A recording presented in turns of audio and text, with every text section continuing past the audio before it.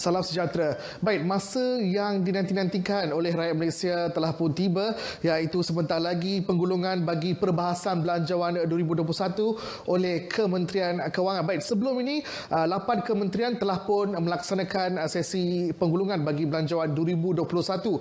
Baik, mungkin saya boleh senaraikan kementerian-kementerian yang telah melakukan sesi penggulungan sejak pagi tadi, iaitu dimulakan dengan Kementerian Perpaduan Negara, Kementerian Pertanian dan Industri Makanan, Kementerian Luar Negeri, Kementerian Kesihatan, Kementerian Perdagangan Dalam Negeri dan Haluan Pengguna, Kementerian Pembangunan Usahawan dan Koperasi, Kementerian Pelancongan Seni dan Budaya dan sebentar tadi ialah Kementerian Perusahaan Peladangan dan Komoditi. Sesi penggulungan telah pun dilaksanakan oleh menteri masing-masing sehingga kementerian yang ke-18 dan kementerian yang ke-19 ialah Kementerian Kewangan yang akan bertindak sebagai kementerian yang bertanggungjawab untuk menggulung bagi perbahasan belanjawan di peringkat dasar. Baik, kita terus ke Dewan Rakyat sekarang.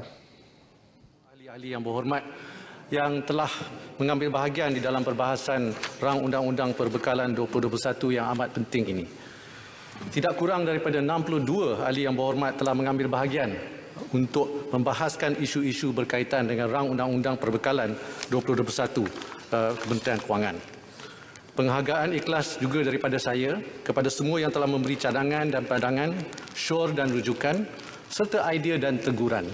Hari ini saya akan menjawab persoalan-persoalan yang dibangkitkan oleh Yang Berhormat susulan perbahasan yang telah berlangsung. Pertamanya, izinkan saya menjawab satu soalan hakiki yang sering berbangkit dalam Dewan ini. Apakah sebenarnya tujuan belanjawan 2021 ini? Pelbagai pihak mempunyai persepsi yang berbeza tentang belanjawan ini. Realitinya, belanjawan 2021 adalah tidak lain dan tidak bukan dirangka untuk kelangsungan hidup rakyat dan ketahanan ekonomi negara. It is COVID-19 budget, a budget for survival and resilience, dengan izin.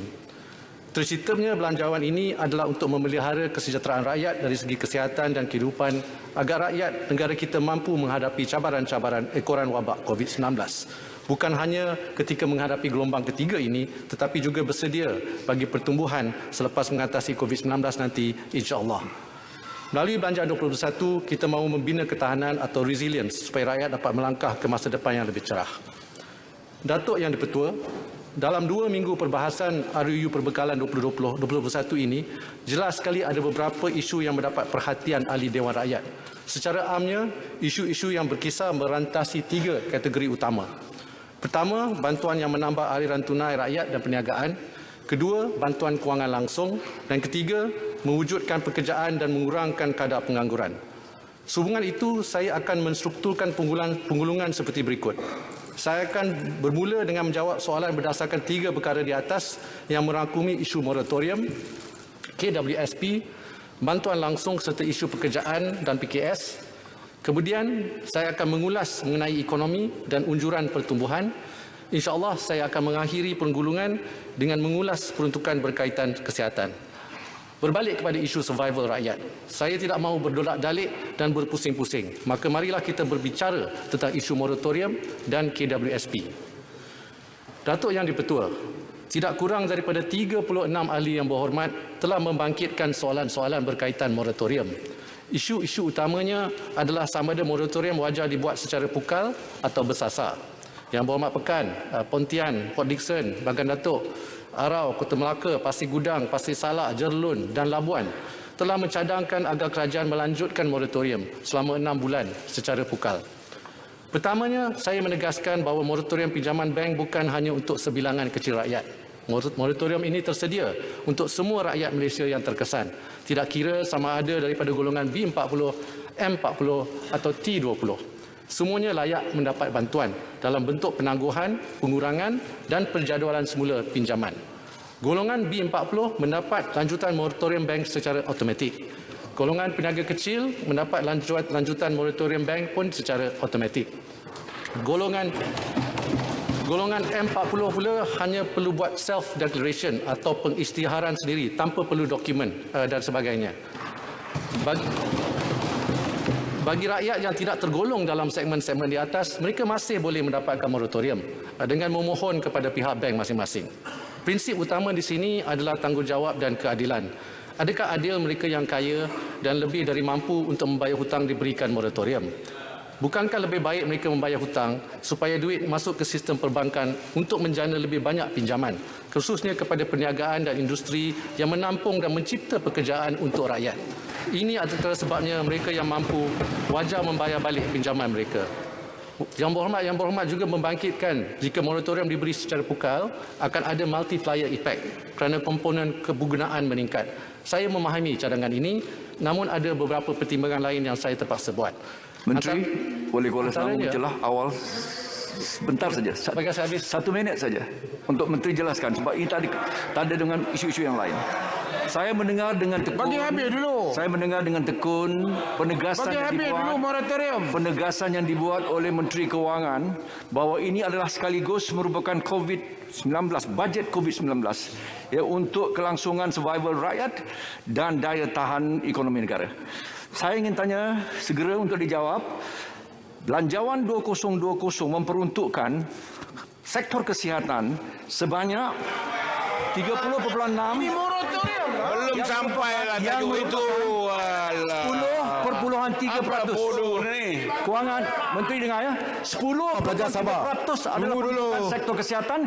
Tapi kali ini hanya 9.9%. Menteri Kewangan sila jawab. Ya, Menteri.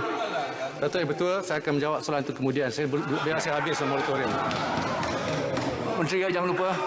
Nanti saya akan jawab. Terima kasih. Yang ahli-ahli yang berhormat, sehubungan dengan pakej prihatin, Malaysia menjadi negara pertama di dunia di mana institusi perbankannya telah memberikan moratorium automatik kepada semua peminjam bank. Nilai yang dianggarkan ialah lebih kurang 100 bilion ringgit untuk 6 bulan. Setelah tamatnya moratorium automatik, Bank Negara Malaysia bersama institusi perbankan telah melanjutkan program moratorium dan bantuan bayaran balik pinjaman bermula Oktober 2020. Lebih 700,000 permohonan telah diterima dan daripada jumlah itu 98% peminjam telah menerima bantuan moratorium. Dalam Belanjawan 2021 pula, bantuan ini ditambah baik lagi.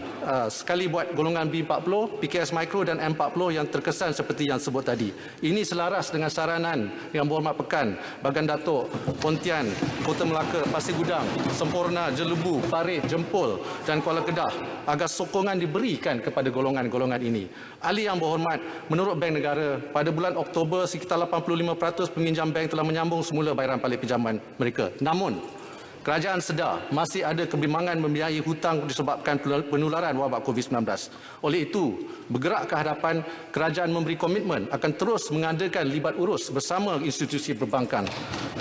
Bersama-sama kami akan memastikan ketersediaan untuk membantu rakyat dan perniagaan sekiranya keadaan bertambah mencabar. Ahli yang berhormat, sehubungan dengan ulasan saya ini, saya berharap isu pelanjutan moratorium mendapat sokongan semua. Datuk Yang di-Pertua, izinkan saya meneruskan penggulungan dengan isu hangat yang kedua, KWSP. Jalan. Moratorium. Terima kasih. Saya memang faham itu rasional yang diberikan oleh Yang Berhormat Menteri berkaitan dengan moratorium yang dinyatakan tadi. Tapi saya rasa Yang Berhormat pun sedar bahawa penerima faedah daripada moratorium peringkat pertama adalah sebanyak 8 juta orang. Ada 8 juta orang. Itu termasuk syarikat-syarikat Malaysia. Tapi sekarang telah pun dikurangkan kepada 650,000 orang. Itu tak sampai 10% pun. Sekiranya kita nak buat secara bersasar, takkan kurangkan 90%. So bolehkah kalau kurang pun 8 juta jadi 6 juta. Supaya kita boleh benar-benar bantu mereka yang perlukan moratorium. Itulah sebabnya kita cadangkan dilanjutkan sehingga 31 hari bulan Mac supaya rakyat Malaysia biasa dan juga syarikat biasa dapat menerima faedah. Sekiranya yang sebut 700,000 yang pohon, saya rasa kena buat kajian mengapa ada hampir lebih 7 juta tak pohon, tak munasabah langsung. So itulah sebabnya kita harap bahawa perkara ini harus diberikan pendekanan supaya yang perlukan bantuan dapat bantuan dan tidak dihalang oleh birokrasi, karena birokrasi yang timbul. Terima kasih. Berkaitan moratorium Yang Berhormat Menteri Kewangan. Pertama kita ucap terima kasih kerana SME B40 secara automatik dan M40 isytihar tanpa dokumen. Segala proses birokrasi ini kita harap supaya ditiadakan supaya lebih ramai akan mendapat. T20 misalnya, mereka dibuang kerja. Adakah termasuk dalam orang yang akan menerima moratorium? Pilot dia masuk T20, tetapi kita tahu ramai pilot yang dibuang kerja. Kita harap mereka yang T20 tetapi yang terjejas begini rupa juga diberi. Syarikat besar yang ada ratusan ataupun ribuan pekerja misalnya, mungkin dia tidak terlibat dalam moratorium, tetapi kalau kita bagi moratorium, syarikat besar yang mungkin tutup itu boleh dibuka semula dan memberi pekerjaan kepada rakyat. Apa pandangan Yang Berhormat? Bolehkah Yang Berhormat satu soalan? Sini, Bopot. Ada rakyat yang merasa bimbang bahawa permohonan untuk moratorium ni susah. Katanya banyak dokumen yang diperlukan. Bolehkah kementerian membantu dalam hal ini? Okey. Saya nak ulang lagi sekali ni.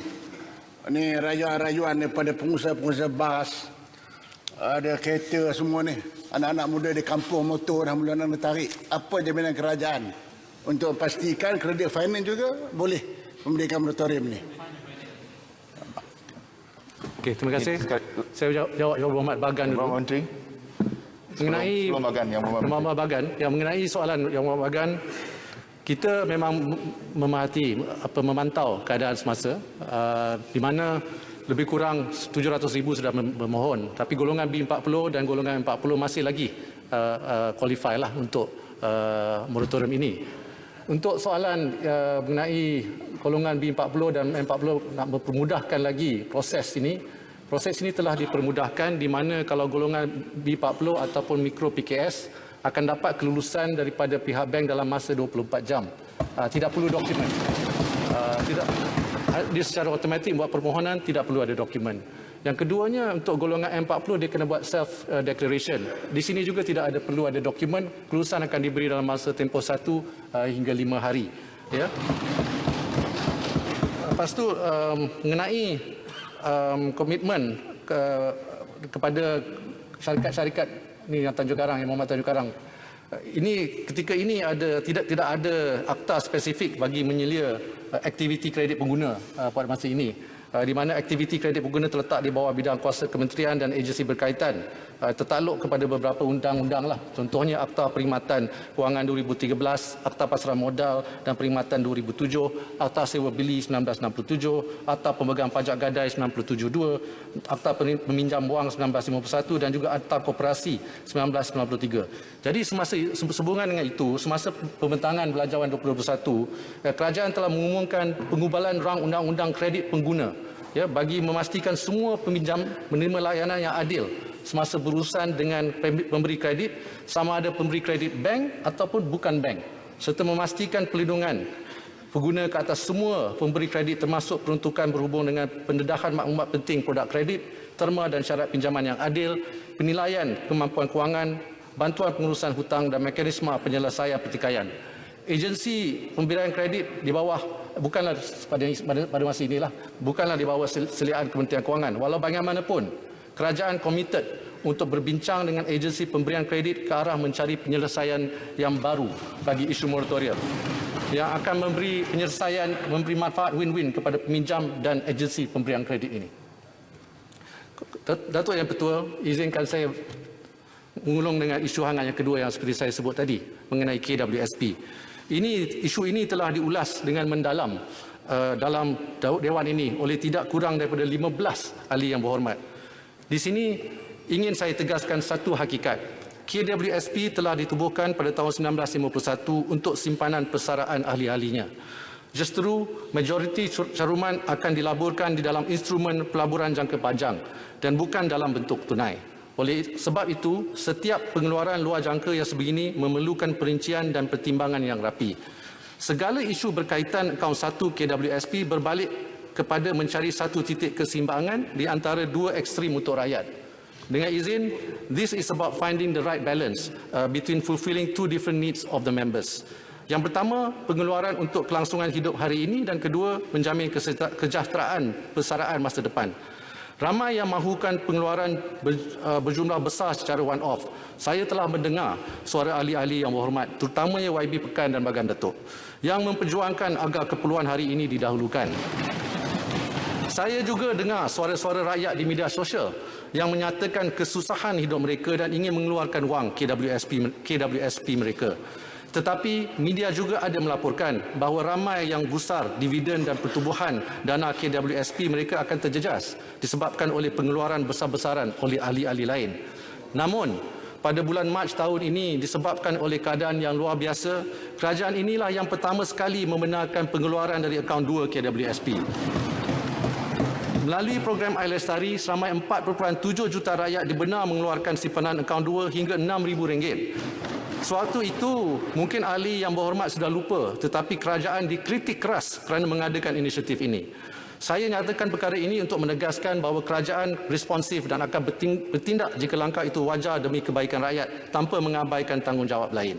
Pada 6 November, program Air Sinar diperkenalkan, di mana KWSP telah membenarkan 600,000 ahli mengeluarkan sehingga RM6,000 dari akaun 1. Ini kemudiannya ditambah baik apabila KWSP mengumumkan skop kelayakan diperluas kepada 2 juta ahli yang aktif. Kini boleh mengeluarkan sehingga RM9,000 atau RM60,000 dari akaun 1, bergantung kepada terma kelayakan. Namun, kerajaan terus peka kepada rungutan ahli dan cetusan pendapat dari ahli-ahli yang berhormat sendiri tentang syarat-syarat yang terlalu ketat. Contohnya, ahli yang sudah berhenti mencarum beberapa tahun tetapi masih mempunyai simpanan namun tidak layak untuk membuat pengeluaran dari akaun 1. Ada pula ahli yang tidak hilang pekerjaan tetapi gaji, allowance atau overtime telah dipotong dengan ketara hingga menjejas kemampuan mereka menampung perbelanjaan diri dan keluarga. Mereka juga merungut kerana tidak layak memohon. Kerajaan mendengar semua ini. Seperti yang saya sebut, setiap langkah melibatkan pengeluaran KWSP perlu dilakukan dengan penuh tanggungjawab kepada amanah yang dipikul adalah untuk semua ahli, baik mereka yang mahu mengeluarkan dan juga bagi ahli yang tidak mahu. Akhirnya adalah tanggungjawab kerajaan untuk mencari titik keseimbangan di antara keperluan pengeluaran hari ini dan keselamatan persaraan untuk hari esok. Just true, setelah saya berbincang lanjut dengan pengurusan KWSP pagi tadi, sukacita diumumkan bahawa program Air Sinar kini dibuka dan diperluaskan kepada semua ahli yang terjejas pendapatan mereka.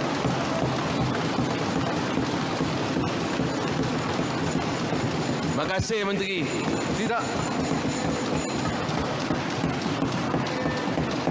Tidak kira sama ada disebabkan hilang pekerjaan ataupun telah terkurang pendapatan mereka tahun ini, ahli tersebut layak memohon untuk membuat pengeluaran dari akaun 1.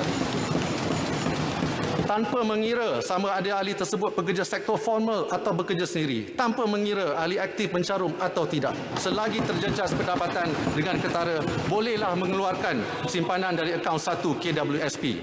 Dari 2 juta ahli yang layak sebelum ini, Air Sinar kini kita buka kepada lebih 8 juta ahli. Terima kasih, Menteri. Tambahan pula, setiap ahli dibenarkan. Tambahan pula, setiap ahli yang sebelum ini dibenarkan mengeluarkan sehingga RM9,000, kini boleh mengeluarkan sehingga RM10,000. Mereka cuma perlu memohon di dalam talian atau hadir di mana-mana pejabat KWSP. Tunjukkan sahaja bukti mengenai kehilangan pekerjaan, notis cuti tanpa gaji, potongan gaji, allowance atau OT maupun pengurangan pendapatan jika bekerja sendiri. Datuk Yang di-Pertua, mendokong semangat kerajaan prihatin rakyat, kita sentiasa meneliti rapat perbahasan dalam Dewan ini, di mana ahli yang berhormat semua merupakan denyut nadi suara akar umbi. Sehubungan dengan ini, saya ingin berkongsi beberapa pengumuman dan berita baik yang sekaligus menjawab beberapa soalan yang telah berbangkit ketika sesi perbahasan. Pertama, adalah berkaitan bantuan khas kewangan petugas barisan hadapan. Menteri, Datuk Yang di-Pertua, maaf saya, walaupun penularan wabak COVID-19 semakin membimbang, sedikit penting. Terima kasih bagi pihak kita semua. Terima kasih kerana mendengar denyut nada dan nadi rakyat. KWSP ini ada 870 bilion ringgit wang caruman. Daripada segala inisiatif yang dibuat, daripada 870 bilion ringgit itu, berapakah agaknya nilai yang terlibat? Terima kasih. Sebenarnya yang terlibat ialah lebih kurang 70 bilion ringgit. Pertama adalah berkaitan bantuan khas kewangan petugas Barisan Harapan. Yang berhormat, sebelum pergi ke tajuk lain, pohon penjelasan KWSP.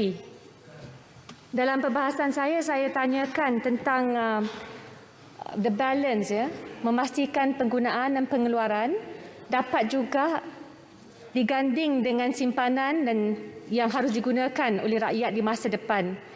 Tapi yang berhormat tidak menjelaskan apakah langkah-langkah yang akan diperkenalkan oleh kerajaan memandangkan majoriti pencarum dalam KWSP ini simpanan kurang daripada RM10,000 dalam akaun satu. Jadi bagi mereka contohnya, ya, yang mempunyai gaji dan simpanan tinggi tak bermasalah. Jadi saya masih lagi mahukan kerana pendirian saya dalam perbahasan KWSP ini, sabar, lepas ni boleh undi. KWSP ini merupakan, ya, simpanan yang harus digunakan sebagai the last resort. Jadi saya pohon kerana ini pendirian saya, apakah langkah-langkah yang akan diperkenalkan oleh kerajaan untuk menjaga bukan sahaja pekerja yang ada simpanan tinggi, tapi yang simpanan begitu kecil, digandingkan juga dengan pelebaran social security net. Itu safety net. Ya, saya pohon. Terima kasih, ya, Yang Berhormat. Okey, terima kasih Yang Berhormat Pematang Pauh. Seperti yang disebut oleh Yang Berhormat Pontian tadi, jumlah asset under management dengan izin KWSP lebih kurang RM900 bilion. Masa ini sebenarnya RM960 bilion. Di sini kita ada membuat peruntukan dan buat senario sensitivity analysis di mana seperti yang saya sebut tadi, kita telah mempertimbangkan dengan secara terperinci sama ada kita boleh membenarkan rakyat Malaysia yang terkesan ini mengeluarkan wang daripada akaun satu. Daripada analisis kita, baru pagi ini saya dapat siapkan analisis itu selepas 1 minggu berbincang dengan KWSP. Ini tidak akan menjejaskan dividen atau return kepada KWSP dan tapi dapat menolong ramai.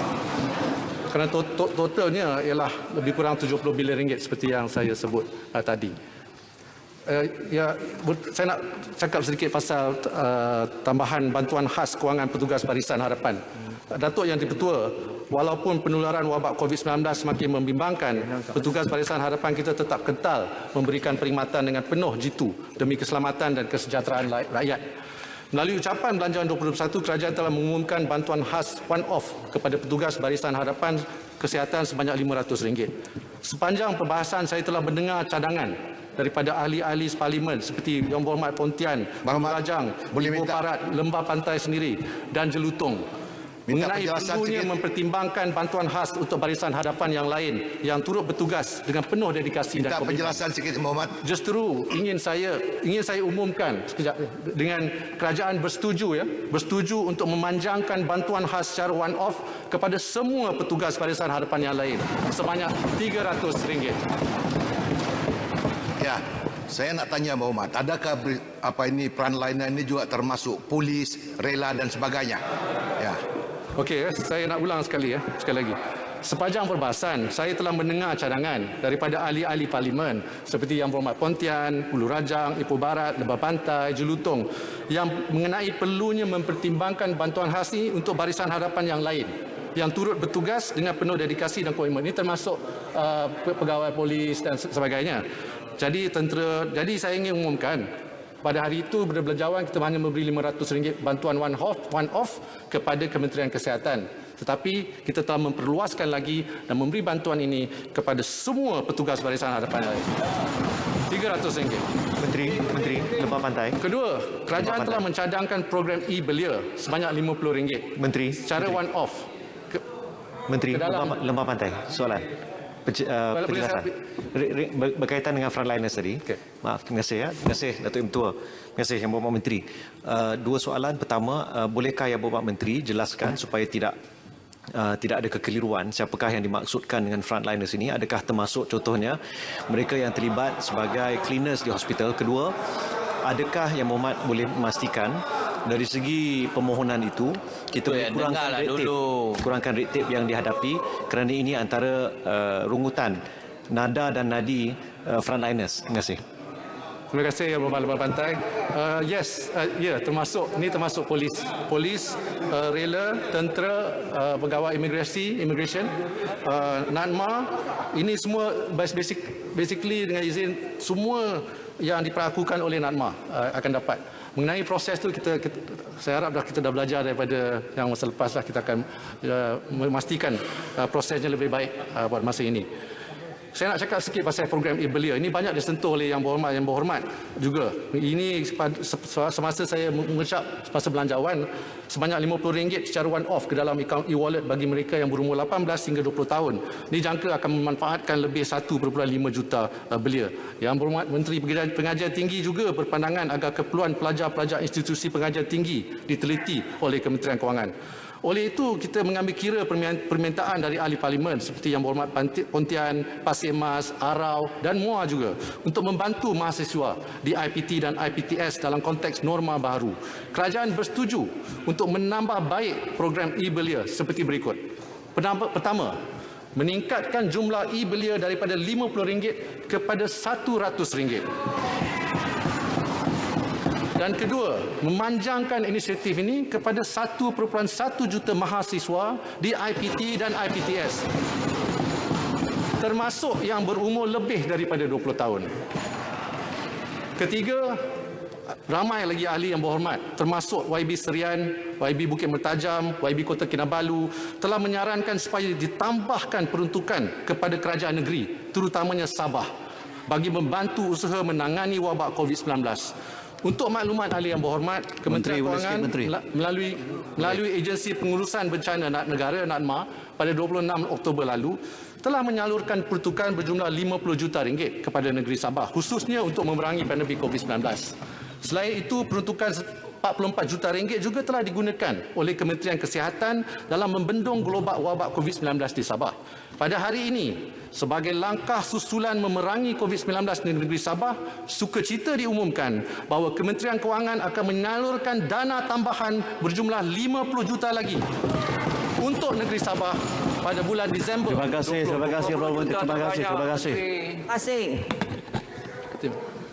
kasih. Terima kasih Yang Berhormat Menteri dan Tuan Yang di-Pertua. Saya ucapkan syabas kerana memberikan peruntukan tambahan kepada Sabah.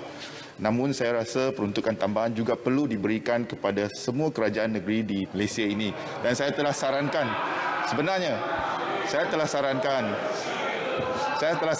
agar setiap kerajaan negeri diberikan satu dana khas pengurusan COVID sebanyak 100 juta setiap negeri. Sebab kita bukan saja mengendalikan isu kesihatan, tapi juga kerajaan negeri perlu mengendalikan ekonomi pasca COVID-19. Terima kasih. Terima kasih. Sokong bajet ke tu? Terima kasih Berhormat Menteri Kewangan. Kalau ada tambah lagi.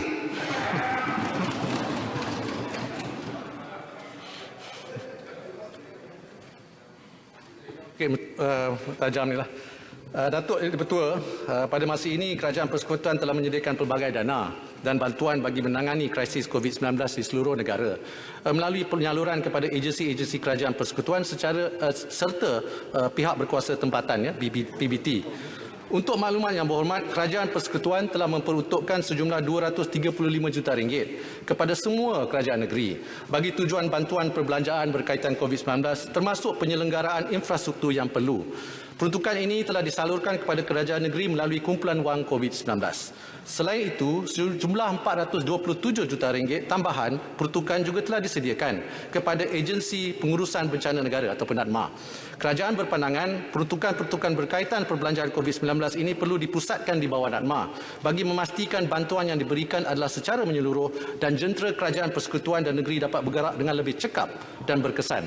Walau bagaimanapun, sekiranya terdapat keperluan yang mendesak, kerajaan komited untuk menyediakan peruntukan tambahan yang diperlukan seperti yang telah kita umumkan untuk Sabah. Keempat, ini semasa pembentangan Belanjawan 2021 pada 6 November lepas, saya telah mengumumkan inisiatif pemberian one-off sebanyak RM500 kepada 40,000 pesara polis yang menerima pingat jasa pahlawan negara. Namun begitu, setelah mengambil kira cadangan oleh Persatuan Bekas Polis Malaysia, sukacita dimaklumkan bahawa Kementerian Kewangan bersetuju bagi meluaskan lagi kategori penerima pemberian one-off tersebut kepada kategori pesara dan bekas polis. Ini implikasi penerima tambahan adalah dianggarkan seramai 40,000 orang lagi. Ini menjadikan jumlah penerima pemberian one-off seramai 80,000 orang dengan anggaran implikasi kewangan sebanyak RM40 juta. Menteri, saya jempol.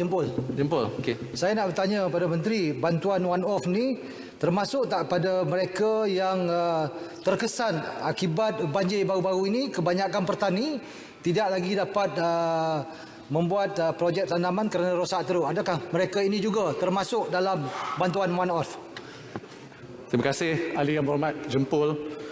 Sektor pertanian ini memang merupakan penyumbang asas kepada pembentukan ekonomi Malaysia dalam menjamin bekalan makanan yang mencukupi dan selamat kepada rakyat. Sektor pertanian tidak pernah dipinggirkan oleh kerajaan, malah sentiasa menjadi agenda utama dalam memastikan pengusaha-pengusaha yang terlibat dapat meningkatkan taraf hidup dan membantu menambah pendapatan. Sehubungan itu, seperti yang dicadangkan oleh Yang Berhormat, terutama Yang Berhormat Baling, untuk menyediakan dana bantuan khas pesawah yang dilanda banjir. Kerajaan bercadang untuk menyediakan peruntukan RM80 juta untuk tabung bencana pertanian. Terima kasih. Bantuan khas ini dapat memanfaatkan petani yang terdiri dari pesawah, nelayan dan pengusaha aquakultur, pekebun dan peternak yang mengalami kehilangan pengeluaran hasil tanaman kesan dari bencana alam. Nelayan juga memainkan peranan yang penting dalam meningkatkan pembangunan dan ekonomi industri perikanan selain membantu bekalan makanan negara sentiasa mencukupi. Yang Amat Berhormat Perdana Menteri telah mengumumkan kenaikan allowance sara hidup nelayan daripada RM250 kepada RM300 sebulan yang memanfaatkan lebih daripada 40,000 nelayan. Seperti yang dibangkitkan oleh Yang Berhormat Sik, kenaikan tersebut wajar dipanjangkan kepada nelayan darat. Dengan itu, kerajaan juga mencadangkan kenaikan kepada kadar allowance sara hidup nelayan darat daripada RM200 kepada RM250 bagi 3,400 nelayan darat yang berdaftar. Terima kasih Yang Berhormat Menteri. Terima kasih. Ketujuh. Kanga boleh. Kanga nak mencelah sikit. Minta penjelasan. Boleh ya? Kanga. Yang Berhormat Kanga. Kanga nak sokong tu. Okey. Dalam perbahasan saya ada menyebut sebab berasaskan dokumen kita daripada 3 tahun lepas, peruntukan untuk subsidi dan bantuan sosial kita telah berkurang lebih kurang dalam 3.5 bilion. Dan pada hari ini Yang Berhormat Menteri mengumumkan banyak pindaan terhadap angka-angka dan jumlah penerima. Jadi saya harap Yang Berhormat Menteri boleh bagi satu salinan berapakah pindaan sebab dia melibatkan jumlah belanjawan yang lebih besar, dan saya minta penjelasan pengurangan ini di mana untuk subsidi dan juga bantuan sosial tu. Terima kasih. Biar saya jawab Yang Berhormat Kanga dulu. Okey. Saya Lepas tu balik Setiauangsa. Okey, lepas tu balik ya. Lepas Setiauangsa. Bagi saya jawab ya. Terima kasih Yang Berhormat. Untuk makluman Yang Berhormat Kanga, perbelanjaan sebenar subsidi, bantuan dan insentif bagi tahun 2019 ialah sejumlah RM23.9 bilion seperti yang telah dilaporkan dalam buku tinjauan fiskal dan anggaran hasil kerajaan persekutuan tahun 2021. Itu untuk 2019 ya. Manakala bagi tahun 2020 sejumlah RM20.1 bilion diperuntukkan, dan jumlah ini sebenarnya tidak termasuk bantuan-bantuan yang disalurkan melalui kumpulan wang COVID-19 yang merangkumi bantuan prihatin nasional, tambahan bantuan sara hidup, bantuan kepada golongan muda terjejas seperti OKU dan ibu tunggal, serta bantuan tunai kepada pemandu teksi dan lain-lain yang berjumlah RM16.4 bilion yang menjadikan perbelanjaan subsidi, bantuan dan insentif bagi tahun 2020 adalah yang terbesar dalam sejarah Malaysia, iaitu RM36.5 bilion. Bagi tahun 2021 pula, hanya RM19 bilion diperuntukkan di bawah perbelanjaan mengurus. Kerajaan perlu mengimbangi pelanjawan antara keperluan dan kemampuan untuk menampung keperluan OE disebabkan oleh pengurangan hasil kerajaan akibat penularan wabak COVID-19. Yang Berhormat berkaitan Setiauangsa. Berhormat sikit. Saya setuju dengan apa Yang Berhormat Menteri jawab. Cuma saya nak tahu kat mana yang dikurangkan tu. Okey, nanti saya... Okey, terima kasih Yang Berhormat Menteri, dan saya mengalu-alukan beberapa respon Yang Berhormat terhadap komen yang telah diberikan oleh ahli parlimen dalam perbahasan. Cuma saya nak tahu, kalau dahulu ketika kita berhadapan dengan global financial crisis, defisit kita berbanding KDNK ialah sebanyak 6.7%. Kalau ikut unjuran asal untuk 2021 ialah 5.4%. Jadi kalau tidak sekarang tapi di hujung ucapan boleh berikan apakah unjuran defisit berbanding KDNK memandangkan kita berhadapan situasi yang sangat luar biasa dengan COVID. Yang Hormat, baling Yang Hormat, Yang Menteri. Baling. Boleh. Terima kasih Yang Menteri. Hari ini kalau kita tengok, kalau ada pertandingan bola sepak yang Umat dah skor 5 gol dah. Alhamdulillah. Ini adalah satu perkara baik demi kelangsungan kesejahteraan rakyat. Dalam perbahasan saya Muhammad Menteri, saya ada tanya berkaitan dengan bantuan khas bagi frontliner yang tidak diundang ni, iaitu kepada penghantar makanan, Food Grab, Food Panda, Lala Move, Tapau dan yang lain-lain daftar yang didaftarkan. Mereka ni membantu Menteri Kanan Keselamatan dalam mengendalikan SOP supaya rakyat tak keluar rumah untuk hantar makanan. Masa yang bawa menteri buat bajet, pejabat yang bawa menteri pun budak-budak ni lah yang hantar makanan selalu. Dia kata, Datuk, tolong bagi tahulah pada menteri, kami siang malam hantar makanan kat pejabat beliau. Kalau boleh bagilah one off. Itu saya bahaskan baru ni, saya masukkan. Adakah perkara tersebut dipertimbangkan yang bawa menteri? Silakan. Minta tambah sedikit, setengah minit. Muhammad Menteri, rasa saya hari ini pengumuman amat luar biasa. Bukan saya Muhammad Menteri menggulung, bahkan menambah, bukan mengurang. Tahniah sekali lagi. Terima kasih. Yang Muhammad Setiawangsa, saya boleh menjawab sekarang. Sebenarnya dari segi unjuran masih kekal defisit ke 5.4% kerana kita masih lagi mengekalkan unjuran KDNK kita dalam lingkungan 6.5 hingga 7.5%. Yang Muhammad Baling, saya ingin bercakap sedikit. Ada satu lagi sebenarnya request lah dengan izin Yang Muhammad Baling dan juga Yang Berhormat lain yang telah dibangkitkan di dalam Dewan ini. Ini mengenai nasib pekebun kecil getah yang terjejas daripada naik turun harga komoditi getah dan juga bencana alam. Seperti yang dipohon oleh ramai yang berhormat di sini, saya ingin mengesahkan bahawa bantuan musim tengkujuh akan diteruskan. Bayaran sebanyak RM300 sebulan akan dibayar pada bulan Disember 2020, Januari 2021, Disember 2021 kepada pekebun kecil yang layak di bawah pihak berkuasa atau kemajuan pekebun kecil Perusahaan Getah atau Berizda dan juga Lembaga Industri Getah Sabah LIGS. Terima kasih Yang Menteri. Gol 6-0. Ini 300,000 ya pemilik kebun getah dan penuri getah dan kerajaan komited untuk meneruskannya pada tahun 2021. Kerajaan juga maklum bahawa kadar elawan perumahan ini disebut oleh YB Penampang tak silap saya bagi negeri Sabah adalah yang tertinggi dan pejabat awam yang berkhidmat di Sabah mendapat elawan yang lebih tinggi daripada pejabat yang berkhidmat di Sarawak atau Semenanjung. Kali terakhir kadar tersebut disemak adalah pada 30 April 2002. Kementerian Kewangan bersetuju untuk mengkaji semula dan menyelaraskan kadar tersebut. Ini permohonan daripada Yang Berhormat daripada Sabah. Kerajaan juga ingin menggalakkan pemilik bangunan atau ruang perniagaan yang menikmati penangguhan atau moratorium balik bayaran atas pinjaman selama 6 bulan untuk mengambil tindakan sewajarnya untuk mengurangkan bebanan sewa premis perniagaan yang ditanggung oleh PKS yang menyewa. Dalam Dewan ini ramai yang berhormat raise this issue lah dengan izin. Ini melalui pakej rangsangan perdana. Sebelum ini ada pemilik premis perniagaan pemberi sewa atau landlord diberikan pengurangan atau pelepasan sewa kepada penyewa premis perniagaan yang terutamanya dari PKS akan diberikan potongan cukai khas. Tetapi ini telah berakhir pada September 2020. Potongan ini tertaluk kepada syarat pengurangan sewa. Jadi kalau syarikat-syarikat ini mengurangkan sewanya sekurang-kurangnya 30% daripada kadar sewa asal bagi tempoh tersebut, saya nak umumkan bahawa potongan cukai khas bagi pengurangan sewa premis ini kepada PKS ini kita lanjutkan lagi 6 bulan sehingga Mac 2021. Saya berharap pengumuman dan komitmen tambahan ini terus mengukuhkan belanjawan 2021 sebagai belanjawan untuk rakyat. Yang berhormat sekalian, ini semua bukan cadangan saya. Ini semua cadangan-cadangan yang berhormat di dalam Dewan ini. Ini semua suara rakyat yang kami dengar melalui pelbagai saluran. Kami mungkin tidak sempurna tetapi kami mendengar. Dalam 8 bulan ini sahaja, sudah 4 pakej prihatin diumumkan dengan mendengar suara rakyat dan ahli yang berhormat sekalian. Dan untuk bulan-bulan yang mendatang, kami akan terus mendengar. Kami akan terus memperhalusi bantuan kerajaan mengikut keadaan COVID dan ekonomi semasa. InsyaAllah. Datuk Yang Dipertua, Walaupun isu moratorium dan KWSP ini mendominasi perbahasan belanjawan, saya pohon agar kita melihat belanjawan dan pendekatan bertemakan survival ini secara keseluruhan.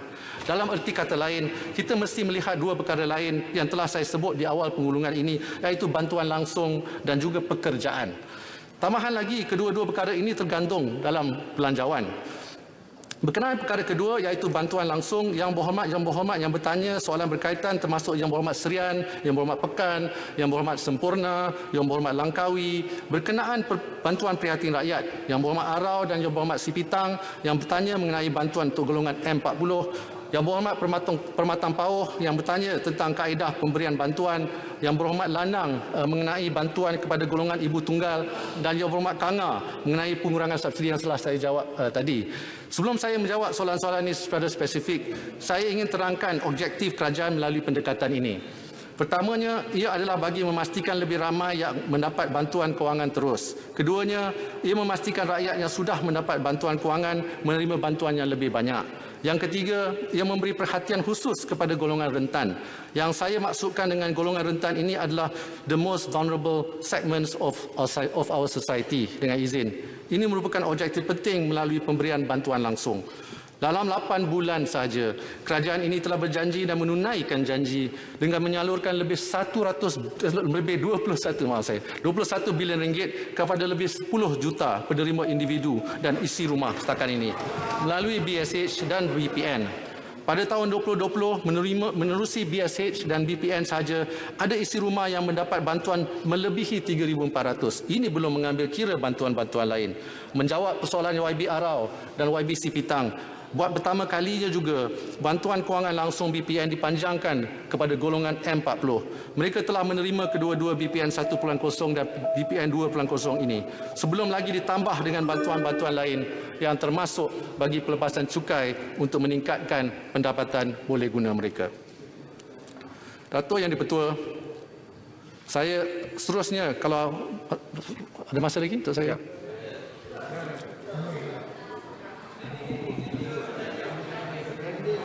Jawab semua sekali. Gulung semua ya.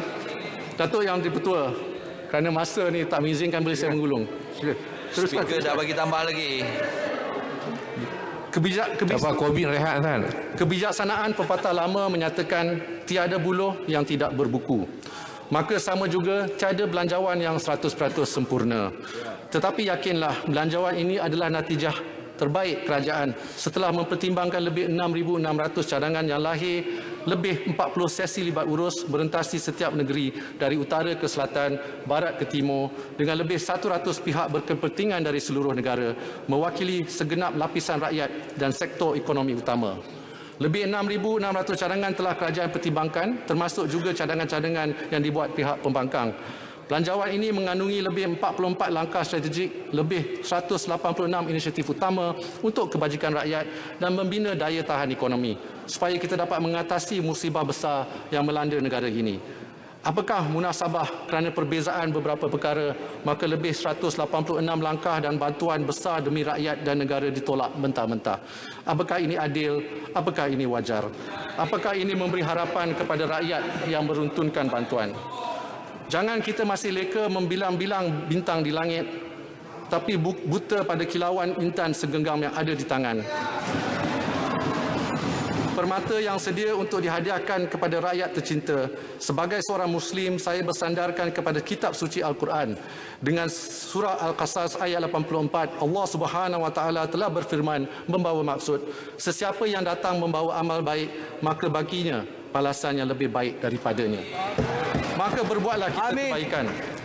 Di dalam Dewan Rakyat ini, walaupun kita datang dari pelbagai latar belakang dan kepercayaan umum, saya yakin kita semua dibesarkan atas nilai yang sama, iaitu kita percaya pada berbuat kebaikan dan bukannya membawa kerosakan di muka bumi ini. Menteri, Datuk Yang di-Pertua dan Yang Berhormat semua. Menteri mohon pencerahan. Yang Berhormat dulu. Ya. Saya mendengar dengan tekun pengumuman-pengumuman yang telah dibuat oleh Yang Berhormat Menteri Kewangan, dan nampak gayanya ada tambahan kepada jumlah belanjawan 2021 ini. Adakah ini bermaksud jumlah akan dipindah, ataupun adakah ianya juga bermaksud tambahan di satu tempat itu bermakna ada pengurangan di tempat-tempat lain. Kalau ada pengurangan, di mana yang akan dikurangkan? Terima kasih Yang Berhormat Jelun. Saya baru saja nak Menteri cakap mengenai pengurangan. Semuanya penambahan. Tapi dari segi pengurangan, saya ada buat satu usul untuk mengurangkan peruntukan yang diberi kepada jasa. Ya, ini usul dalam peringkat jawatankuasa kita akan mengumumkan. Menteri, Subang, sini. Terima kasih. Boleh ya? Terima kasih Menteri. Saya memang terasalah bahawa Menteri cuba sedaya upaya untuk tolong orang-orang yang miskin. Tapi tentang isu KWSP ni, saya nak nasihat sedikit pada semua ahli-ahli di Dewan ini. Apa yang dicadangkan oleh Menteri untuk memberi pengeluaran 70 bilion daripada KWSP. Inflow KWSP setiap tahun tidak lebih 20 bilion setahun. Maknanya kita kena cari dana, KWSP kena cari dana 50 bilion untuk tahun depan. Dari mana ni? Nak jual saham-saham di Bursa Malaysia? Menteri, kita kena faham. Kalau esok announcement ini hit the headline, saya rasa kita ada masalah besar. Lagipun apabila kita ada defisit, kita nak beli 85 bilion defisit, kena keluarkan bond. KWSP beli bond. Dia nak beli bond, dia kena jual saham lagi. Saya cadanglah Menteri fikir baik-baik, jangan kita super populis. Bintang semua ada bintang, boleh lihat. Tapi kita ada tanggungjawab kita kepada ekonomi kita. Bukan saja stock exchange, Tanggungjawab kepada semua. Terima kasih. Terima kasih Yang Berhormat Subang. Terima kasih kerana nasihat yang diberikan kepada saya. Menteri, saya ingin membetulkan saya betulkan fakta. Tolong bagi peluang kepada Menteri untuk menjawab. Masa berbahas dah tamat sebenarnya. Kita semua dah kritik dah bajet tu. Sekarang biar Menteri menjawab. Yang Berhormat Subang, sebenarnya saya telah meneliti cadangan ini. Saya baru beritahu hari ini saja, telah satu minggu kita, lebih dari seminggu sebenarnya kita membuat analisis secara terperinci. Sebenarnya duit kemasukannya bukan 20 atau 30 bilion atau 40 bilion setahun, ialah 80 bilion ringgit setahun. Memang betul. Withdrawal pun 40-50 bilion. Tolong. Kena faham. Yang Berhormat duduk. Yang Berhormat kena bagi peluang kepada Menteri untuk menjawab. Sebelah sini cakap, sebelah sini jawab. Silakan. Terima kasih Ketua Speaker, saya minta bila orang mencelah, speaker pun kawal lah belah sana. Jangan kita diganggu tanpa speaker mengawal belah sana. Bila yang saya tak kawal? Banyak kali tadi. Bila Pematang Pau bercakap, saya benarkan semua kamu mencelah. Ya, tak ada betul. satu yang tapi saya bila bakar. Diganggu, kami sebagai belah sini juga ada hak untuk bersuara. Jangan tuduh saya yang bukan-bukan. Saya cuma minta Yang Berhormat speaker untuk kawal. Tolong jangan tuduh saya yang bukan-bukan. Apabila sesuatu perkara itu salah, saya akan tegur. Tak kira siapa. Menteri tolong jawab. Datuk Yang Dipertua, Yang Berhormat semua, sebelum saya mengundur diri, ingin saya mengajak ahli minta jalan lagi. Ini terakhir ni, terima kasih kepada Yang Berhormat Menteri. Tadi ada satu cadangan yang dibuat oleh pihak kami untuk naikkan bantuan kebajikan kepada RM1,000 setiap bulan. Seperti mana yang dijanjikan oleh Yang Amat Berhormat RM30. 30 hari bulan Ogos disanakan. Adakah ini boleh dilaksanakan?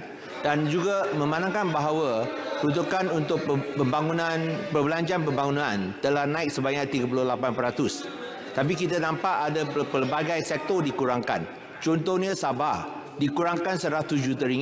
Sungguhpun perbelanjaan pembangunan naik 38% secara keseluruhannya. Mengapa peruntukan pembangunan untuk Sabah dikurangkan sebanyak RM100 juta? Sekian, terima kasih. Wakil Menteri, Tuan Speaker, bantuan 50 juta ditambahlah. Terima kasih. Menteri, saya minta sekali lagi. Biar saya jawab Yang Berhormat Bagan dulu. Tadi saya tak ingat lah. Biar saya jawab Yang Berhormat Bagan dulu. Yang Berhormat Bagan, dalam Belanjawan 2021, kerajaan masih mengekalkan banyak peruntukan-peruntukan. Negeri Sabah pun kita baru meningkatkan dan peruntukannya bukan sahaja di dalam belanjawan tetapi juga di dalam kumpulan wang amanah COVID-19. Mungkin dikeliru kerana setengah peruntukan itu dalam kumpulan wang amanah COVID-19. Tapi bila saya buat jawapan dengan lebih terperinci mengenai nombor-nombor yang diulas tadi, kita seperti mana yang Berhormat Bagan tahu, matlamat utama belanjawan ini juga ialah memastikan kesejahteraan rakyat. Sehubungan itu kita telah menekankan penambahbaikan bantuan kepada kumpulan rentan dan mudah terjejas seperti yang diminta oleh ramai yang berhormat di sini. Antara bantuan utamanya yang ditambah baik yang saya sebut tadi adalah bantuan kebajikan dan peruntukan daripada 1.5 bilion ringgit kepada 2.2 bilion ringgit bagi tahun 2021 serta bantuan prihatin rakyat dengan peruntukan 6.5 bilion ringgit berbanding dengan peruntukan 2020 untuk BSH yang hanya lebih kurang 5 bilion ringgit. Bantuan kebajikan sememangnya ditumpukan kepada golongan miskin. Ya, pada masa ini, bantuan kebajikan melibatkan 415,000 penerima dan kemungkinan dengan impak pandemik terdapat lebih ramai yang layak ya, untuk bantuan. Dengan itu, kerajaan akan melaksanakan program khusus melantik lebih ramai pegawai kebajikan, kontrak untuk memastikan mereka yang layak termasuk di Sarawak ataupun Sabah tidak tercicir daripada senarai penerima bantuan. Untuk tahun 2021, BPR, Bantuan Prihatin Rakyat, dijangka akan memanfaatkan lebih daripada 8 juta penerima daripada golongan B40. Ini peningkatan daripada 4.3 juta penerima di bawah BSH. Bagi tahun 2020, dianggarkan 500,000 penerima atau 12% daripada penerima BSH adalah penerima dari negeri Sarawak. Melalui usaha memantapkan pengkalan data kerajaan, itulah yang kita perlu buat. Bentuk bantuan kebajikan serta BPR adalah diharapkan kerajaan kita ini akan dapat menyelaras program pembasmian kemiskinan seperti program peningkatan pendapatan dan juga program infrastruktur asas di kawasan pedalaman, terutamanya di Sabah ini. Menteri. Tuan Menteri. Menteri, saya seminit saja Menteri. Tahniahlah Menteri, ini semacam satu pembentangan bajet kali kedua nampaknya. Apapun Menteri Kewangan, saya rakamkan ya, kritikan daripada di Academy of Medicine Malaysia, Malaysian Health Coalition, MMA, yang menyatakan bahawa peruntukan belanjawan yang dijodolkan sebagai COVID-19 adalah sangat mengecewakan. 10.3% adalah apa yang kami berikan dalam tahun 2020. Tahun ini Menteri Kewangan, Menteri sedar bahawa you have only given 9.9%, tolak daripada kontrak workers. Menteri hanya memberikan 9.4%. Mengikut nisbah, kita perlu memperkasakan health, tetapi Menteri nampaknya mengecewakan. Terima kasih. Terima kasih Yang Berhormat Kuala Selangor. Biasa menjawab dulu Yang Berhormat Kuala Selangor ni. Kerajaan telah memperuntukkan sebanyak 31.9 bilion ringgit kepada KKM dalam belanjawan 2021. Ini adalah peningkatan 1.3 bilion ringgit daripada tahun lalu. Kerajaan juga, boleh saya habis menjawab? Kerajaan juga memperuntukkan 1.8 bilion ringgit di bawah kumpulan wang COVID-19 bagi tahun 2020 dan 2021. Berserta 1 bilion ringgit lagi untuk membendung gelombang ketiga. Kerajaan memperuntukkan 475 juta bagi pembelian bekalan reagen, bahan guna habis termasuk kit saringan khusus untuk kegunaan Kementerian Kesihatan bagi tahun 2021. Kerajaan tidak pernah kompromi dalam memastikan KKM mendapat sumber yang diperlukan dalam usaha memerangi COVID-19 dan sentiasa bersedia untuk menambah peruntukan jika diperlukan. Itu adalah respon-respon secara akut Menteri. Kita memerlukan to enhance. Kita perlu memperkasakan seluruh sektor kesihatan yang memerlukan bukan saja COVID tetapi non-COVID. Ini yang dipertikaikan oleh Academy of Medicine Malaysia dan MMA dan Malaysian Health Coalition. Ini yang mereka kecewa.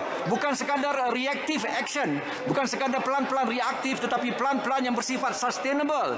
Yang jangka jauh yang disebutkan oleh Menteri sendiri. Tapi ini adalah satu kegagalan. Dan mereka merakamkan kritikan ini. Terima kasih. Ya, Berhormat Menteri, Yang Berhormat Menteri Kewangan, tolong habiskan selepas ini. Speaker, selepas ini. Saya minta penjelasan ya. Yang Berhormat Menteri, saya minta penjelasan. Dalam perbahasan, Pasir Gudang ada timbulkan peruntukan di bawah Kementerian Kewangan sebanyak 13.6 bilion diuntukkan bagi pelbagai suntikan modal. Saya ingin penjelasan apa maksud itu. 13.6 bilion untuk pelbagai suntikan modal. Terima kasih. Simpananggam Yang Berhormat Menteri. Terima kasih. 13.6 bilion ini suntikan modal ini saya akan perincikan dalam peringkat jawatan kuasa. Tapi kalau nak juga sekarang saya boleh bagi. Ya. Golfco Holdings Berhad 1.76 bilion. Dana Infranasional 3.73 bilion. Urus Harta Jemaah 1.5 bilion. Prasarana Malaysia Berhad 1.5 bilion. MCD Kencana 200 juta. SSCR 675.8 juta. Jambatan Kedua Sdn Berhad 330 juta. Pembinaan PFI Sdn Berhad dan MKD Aman Makmur 1.5 bilion. SRC International 1.6 bilion. 1MDB Development Berhad 842.3 juta. Terima kasih. Yang Berhormat Menteri. Yang Berhormat Menteri, Simpananggam. Satu soalan saja. Okey. Terima kasih Tuan Ketua dan Yang Berhormat Menteri. Nak sokong ni, nak sokong. Ketika menjawab soalan YB Tampin berhubung bantuan kerajaan kepada institusi pendidikan Islam bukan milik kerajaan, Yang Berhormat Menteri Ahli-Wal Agama sewaktu penggulungan pada hari Isnin lepas telah menyatakan, biar saya petik kata-katanya, kerajaan memperuntukkan sebanyak 100 juta ringgit di bawah komponen selenggara semua jenis sekolah yang berjumlah keseluruhannya 800 juta ringgit sebagaimana yang dibentangkan dalam ucapan belanjawan 2021. Namun, semakan yang telah saya buat kepada apa yang dinyatakan oleh Menteri Pendidikan berkenaan peruntukan 800 juta ringgit tersebut semasa penggulungan beliau tidak menunjukkan sebarang butiran agihan kepada sekolah agama rakyat, sekolah tahfiz, sekolah agama swasta dan pondok seperti yang didakwa. Bolehkah YB Menteri Kewangan sahkan dalam Dewan Yang Mulia ini bahawa sebenarnya tidak ada peruntukan 100 juta pun untuk sekolah agama rakyat, sekolah tahfiz, sekolah pondok dan sekolah agama swasta dalam bajet tahun 2021. Terima kasih Yang Berhormat Menteri. Terima kasih Simpananggam. Saya bagi pihak kerajaan ingin mengesahkan yang kita akan terus menyediakan peruntukan yang sama dengan tahun lepas, iaitu sebanyak 100 juta ringgit kepada Jabatan Kemajuan Islam Malaysia untuk sekolah tahfiz, sekolah pondok. Terima kasih Menteri, terima kasih. Menteri seorang pemurah. Yang tak faham, tak faham. Menteri, maksudnya peruntukan tambahan Kementerian Tahfiz. Terima kasih Menteri. Terima kasih. Peruntukan tambahan kepada JAKIM ataupun peruntukan tambahan kepada Kementerian Pendidikan Malaysia. Peruntukan lain. Peruntukan untuk Menteri KPM, Kementerian Pendidikan, hanya merujuk kepada sekolah di bawah kawal sedia Kementerian Pendidikan. Jadi peruntukan tambahan kepada Kementerian Agama. Peruntukan untuk okey, kerana itu yang disebutkan oleh Menteri Agama. Itulah saya kalau biar saya mengesahkan yang 100 juta ringgit ini masih lagi sama kepada Jabatan Kemajuan Islam Malaysia ini untuk apa? Sekolah tahfiz, sekolah pondok. Terima kasih Menteri, jelas.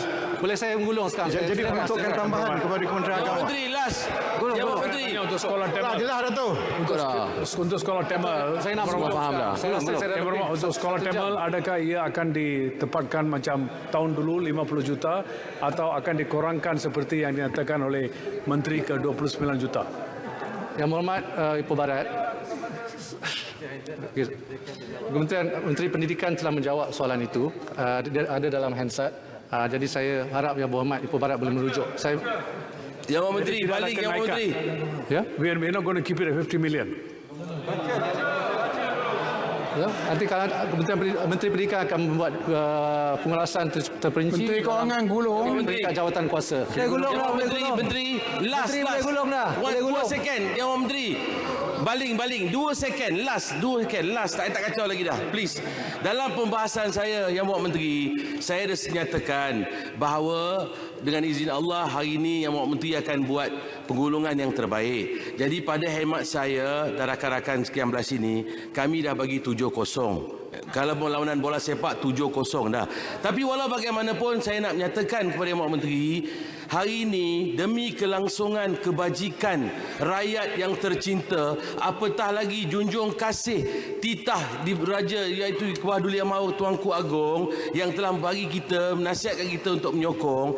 Jadi kalau mana-mana pihak tidak menyokong, biarlah rakyat menjadi hakim dalam erti kata sebenarnya untuk menilai mereka dalam pilihan raya akan datang. Jadi saya kata semua patut sokong belanjawan kerajaan di bawah Kementerian Kewangan ini. Terima kasih. Menteri. Yang Berhormat Menteri Tanjung Balim. Saya nak mengundur diri. Yang Berhormat Menteri Muar. Tanjung Balim. Sebelum saya mengundur diri, 15 saat je saya mengajak ahli-ahli Dewan ini sekali lagi bersama. Menteri. Betapa hari ini kita 15 saat berada di satu Menteri. Boleh minta penjelasan yang crucial. tersorong seadanya di pentas Yang Berhormat Menteri. Alam belum lagi bersuara. 15 lagi bersuara. Teruskan. Menteri, tak ada Yang Berhormat Menteri. Betul. Bila benda yang teruskan. Saya rasa dalam benda yang penting. Gulung ya. Ya, Menteri. Di atas pentas ini kita sedang disaksikan rakyat Macam mana Malaysia. yang baling boleh diberi juga laluan? tertampak kepada Tapi Shah kata Alam dunia tak boleh di luar diberi. sana. Pengamat politik Nampak dan sangat penganalisa tak adil. perlawanan yang teliti. Yang Berhormat Menteri. Menteri kalau nakkan sokongan kena beri laluan. Yang Berhormat, tolong. Yang Berhormat. Yang Berhormat Menteri, sila habiskan. Kalau tak benarkan pencerahan, sila habiskan. Muar. Yang Berhormat Dato' Menteri Speaker, muar. hari ini kita sudah lulus satu usul. Tak ada time limit. Kenapa nak limitkan time kita? Ini adalah bajet lah, pembentangan bajet. Yang Berhormat Menteri. Menteri Gulung takkan 20... Yang Berhormat Menteri mempunyai lantai percakapan. Mengikut peraturan, kalau dia tak benarkan mencelah, maka tak boleh mencelah. Yang Berhormat Menteri nak mencelah, nak bagi mencelah ke tak nak? Kalau tak nak, gulung sekarang. Muar. Terima kasih. Yang bagi pada Shah Alam saja. Satu lagi last. Terima kasih Yang Berhormat Menteri. Kita semua mengakui bahawa kita yang di Pertuan Agong memohon meminta supaya bajet ini disokong. Namun walaupun disebut bahawa pihak Kerajaan Perikatan Nasional telah melakukan engagement dan perundingan dan perbincangan dengan semua pihak, ini adalah satu pemalsuan fakta. Kita hanya dilibatkan hanya sekali dalam perbincangan sebelum bajet ini dibentangkan. Zaman Pakatan Harapan sekali pun tak pernah panggil kami. Nak berapa kali Pakatan Harapan sekali tak pernah. Tolong. Yang Menteri, kalau tidak tak habis. Saya pun banyak. Sudah panggil kita pun. Saya ada soalan Yang Berhormat Menteri. Satu daripada muar. Yang Berhormat Menteri, satu soalan saja daripada muar. Tadi Menteri dengan bangga dan pihak Perikatan Nasional, UMNO Barisan Nasional bangga bahawa bajet ini telah melibatkan semua pihak. Bahawa pihak 7-0 menang untuk berbincang dan merangka bersama satu bajet untuk menyelesaikan masalah ekonomi negara. Tapi itu adalah satu pembohongan. Kerana seperti mana Shah Alam yang bohong, Shah Alam yang bohong. Biar rakyat diam. Datuk Tolong. Okey. Duduk sekarang, duduk. Yang Berhormat, apa penjelasan yang Berhormat hendakkan daripada Menteri? Bukan tegur, penjelasan.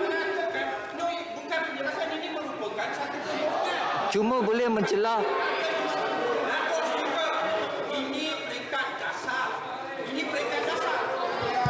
Dia salah makan ubat lah. Ini peringkat dasar. Menteri Yang Berhormat, point of order. Ya. Peraturan Mesyuarat 37(1)B mengatakan seseorang ahli tidak boleh mengganggu ahli yang sedang bercakap kecuali B jika hendak meminta penjelasan. Pengerusi boleh tidak membenarkan mana-mana ahli meminta penjelasan sekiranya didapati bahawa majlis mesyuarat tidak mempunyai masa yang secukupnya untuk menyelesaikan urusannya atau jika pengerusi mempercayai bahawa niat ahli yang meminta penjelasan adalah semata-mata untuk mengacau ahli yang sedang bercakap. Yang mengacau baling tadi. Yang membuat pendawaan yang tidak berasas. Saya nak tanya Menteri. Saya nak tanya Menteri, Datuk Speaker. Saya nak tanya Menteri. Berapa kali telah melakukan penglibatan, perbincangan dengan ahli-ahli Parlimen Pembangkang selepas bajet ini telah dibentang? Okey. Alright. Dah ditanya. Soalan dah ditanya.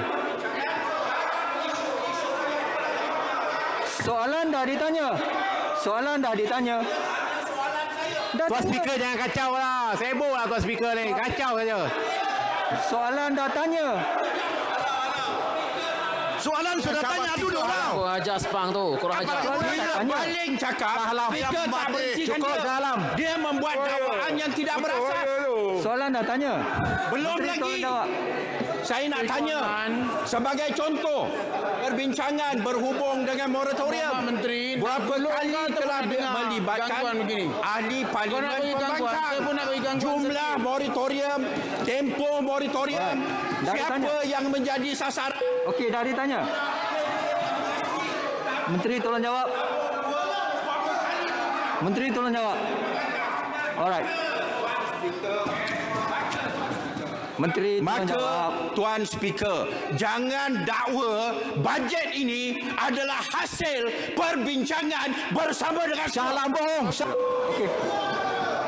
Itu satu pembohongan yang jelas dan nyata. Yang Berhormat Menteri. Terima kasih. Yang Berhormat Menteri, tolong jawab, kemudian habiskan pengulungan. Satu daripada Terima kasih. Saya nak ucapkan terima kasih Yang Berhormat Shah Alam kerana tapi saya banyak diganggu oleh speaker. Yang Berhormat. Terima kasih. Saya banyak diganggu oleh Yang Berhormat. Sudahlah speaker, diamlah. Menteri tolong jawab. Terima kasih Yang Berhormat Shah Alam. Saya maklum komen-komen yang diberikan. Mungkin ini last sekali lah Yang Berhormat Muar ni. Tak, Subang. Terima kasih. Terima kasih Yang Berhormat Menteri. Menteri, Subang. Sekejaplah. Kerana dia tak libatkan pembangkang. He never involved us in the discussion. Yang Berhormat. Pun tak boleh lah. Pakatan Harapan dulu tak pernah libatkan kerja pembangkang. Pakatan Harapan. Yang Berhormat Menteri, sila habiskan pengulungan. Datuk Yang Betul, saya memberi satu. Yang nak libatkan Shah Alam buat apa? Tukang kacau. Terima kasih. Menteri bagi Subang Subang untuk jawab isu tentang KWSP. Kita tak habis lagi. Yang Berhormat semua, ini kelakuan yang memalukan. Kita sedang berbahas bajet dan ini perangai kita, rakyat nampak kita semua. Yang Berhormat Menteri nak bagi pencerahan lagi ke atau nak menggulung? Habiskan pengulungan. Datuk Yang Betul, saya akan menggulung lah kalau macam ni. Masa dah habis. Satu saja daripada Muar. Subang. Okay. Sebab kita belum habis lagi isu tentang KWSP tadi. Saya nak okey. Terima kasih. Peluang dekat Kasih tangan kerajaan adalah belanjawan negara 2021 yang Berhormat Menteri tak boleh macam ni. Menteri. Tangan Menteri Dewan. Salah. Satu kunci yang boleh menzahirkan kasihlah peluang dekat Muar pula. Ya Allah. Kata Menteri salah tadi tentang KWSP. Sementara itu, di luar sana adalah pemilik sebenar belanjawan ini. Satu daripada iaitu Muar, jutaan rakyat kita yang saban hari menunggu, resah menanti bilakah belanjawan ini akan diturunkan kepada mereka. Maka pada petang ini saya mohon kepada ahli-ahli Dewan, jadikanlah perkhabaran dari Parlimen petang ini satu perkhabaran yang penuh dengan kebaikan dan berita yang menggembirakan buat semua lapisan rakyat seluruh negara. Pada petang ini, jadikanlah Dewan ini sebagai saksi bahawa kita semua dapat berdamai walaupun seketika, berjabat tangan demi melindungi masa depan rakyat dan negara. Jadikanlah Dewan Mulia ini bergema-gema dengan suara kita, sehati senada memberi sokongan padu menjadikan satu kebenaran, satu realiti. Jadikanlah Dewan ini tanda perjuangan kita bersama untuk membina semula ekonomi negara.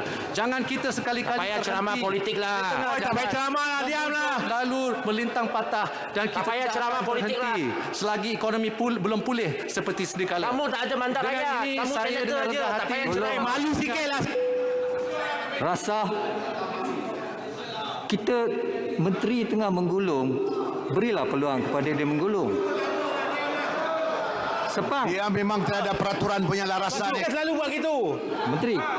Halau Sepang tu. Dengan ini saya dengan rendah hati dan penuh tawaduk selaku Menteri Kewangan Malaysia menyuruh ahli-ahli yang berhormat semua untuk sebelah suara meluluskan belanjawan 2021 ini. Sekian wabillahi taufiq wal hidayah. Assalamualaikum warahmatullahi wabarakatuh. Dan salam sejahtera. Jangan jadi senator. Terima kasih. Ahli-ahli yang berhormat, sekarang saya kemukakan masalah kepada majlis bagi diputuskan. Masalahnya ialah bahawa rang undang-undang ini dibacakan kali yang kedua sekarang. Ahli-ahli yang berhormat yang bersetuju, sila kata bersetuju. Setuju. Ahli-ahli yang berhormat yang tidak bersetuju, sila kata tidak. Tidak. Yang Berhormat, Lebih Tuan Speaker, suara yang bersetuju. saya mohon belah bahagi. Ada 15 orang.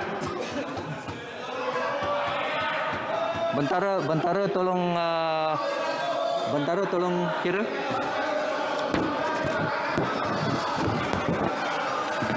Tak apa, biar rakyat tengok siapa yang tolak. Speaker, dia tak bangun 15 orang. Mana dia? Tak cukup 15 orang. Speaker, dia kena bangun.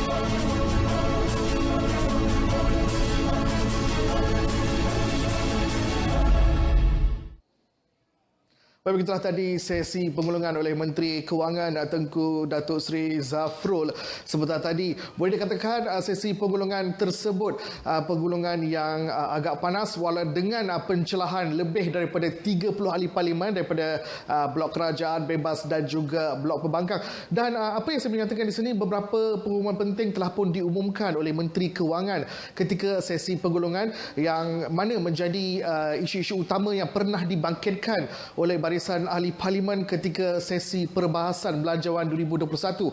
Baik, antaranya yang telah disentuh adalah moratorium pinjaman bank yang akan dilanjutkan kepada golongan B40 dan M40 sekiranya mematuhi syarat-syarat yang telah ditetapkan. Dan yang kedua adalah berkenaan dengan KWSP, berkenaan dengan isu pengeluaran wang daripada akaun pertama. Dan di bawah tajuk KWSP ini beliau telah mengumumkan beberapa perkara. Antaranya adalah program iSinar telah dilaksanakan untuk semua ahli supaya boleh mengeluarkan sehingga RM10,000 iaitu kepada ahli-ahli yang terjejas pendapatan akibat COVID-19. Dan selain itu juga iSinar telah membuka keahlian kepada 8 juta ahli yang juga boleh mengeluarkan pengeluaran sehingga RM10,000. Dan selain itu beliau juga turut mengumumkan iaitu tambahan bantuan khas kepada Barisan Hadapan. Jika kita lihat semula dalam Belanjawan 2021, bantuan khas kepada Barisan Hadapan diberikan kepada pihak-pihak tertentu sahaja, namun ia telah diperluaskan lagi. Baik, kita terus ke Dewan Rakyat sekali lagi. Kewangan di dalam aturan urusan mesyuarat ini diedarkan kepada jawatan kuasa sebuah buah majlis. Ahli-ahli yang bersetuju kata bersetuju. Ahli-ahli yang tidak bersetuju kata tidak. Lebih suara yang bersetuju.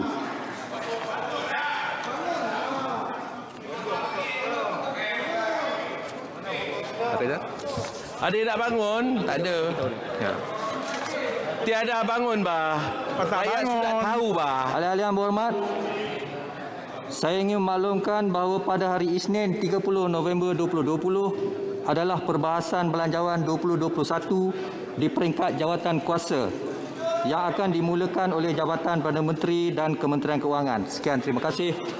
Ahli-ahli yang berhormat semua, mesyuarat Dewan. Gerah masa depan. Terima kasih kepada semua ahli parlimen dia pada raja yang menyokong bajet ini dengan hebatnya. Terima kasih. Terima kasih. Menteri Kewangan cerah masa depan. Amanah pengkhianat. Terima kasih. Tahniah speaker, tahniah speaker. Terima kasih. Kita mengendalikan secara hebat. Tahniah speaker.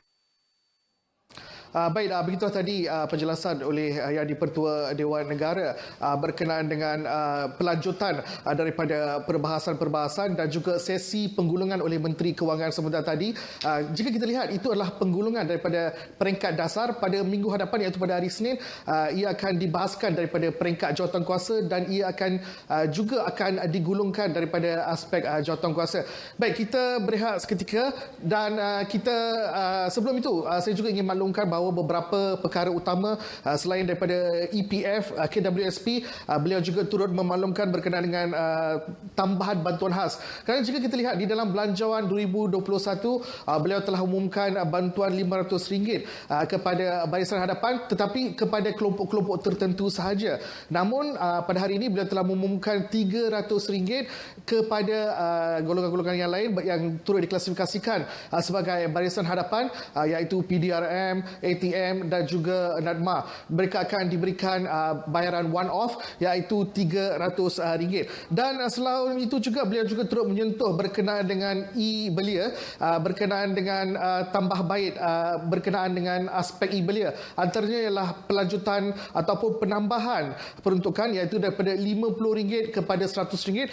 Selain itu, kerajaan juga akan memperluaskan program-program di bawah e-belia kepada 1.1 juta mahasiswa itu yang diumumkan di bawah e-belia. Dan seterusnya, inilah perkara yang paling penting yang turut mendapat sambutan hangat daripada ahli-ahli Dewan Rakyat iaitu sumbangan sebanyak RM50 juta kepada negeri Sabah dalam menangani wabak COVID-19. Baik itu merupakan antara yang telah disebut oleh beliau. Dan kepada anda yang ingin mendapatkan maklumat lebih lanjut berkenaan dengan proses penggulungan pada hari ini, anda juga boleh menonton TV1 di Berita Perdana untuk mendapatkan maklumat lebih lanjut. Jadi sekian saja langsung dari Parlimen. Saya Muhammad Cina Sami. Salam hormat.